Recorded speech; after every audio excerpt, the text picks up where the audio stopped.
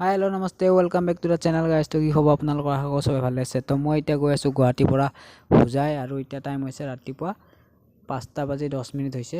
চৰি 5টা নহয়, 5:45 হৈছে। আৰু এতিয়া কুঁৱলী চাওক, এইটো ৰাস্তা চিধা লামডিং যায়, লামডিং হাফলং শিলচৰ এইফালেদি যাব পাৰি আৰু ডিমাপুৰো যাব পাৰি এইফালেদি।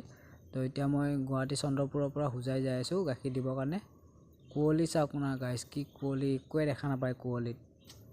আৰু আপোনালোকে যদি ভিডিঅ'টো চাই আছে তেতিয়াহ'লে চেনেলটো ছাবস্ক্ৰাইব কৰি দিব ফুল ব্লগ চাবৰ কাৰণে। মোৰ চেনেলত ভাল ভাল কণ্টেণ্ট আহিব, আশা কৰোঁ আপোনালোকে ছাবস্ক্ৰাইব কৰি দিব।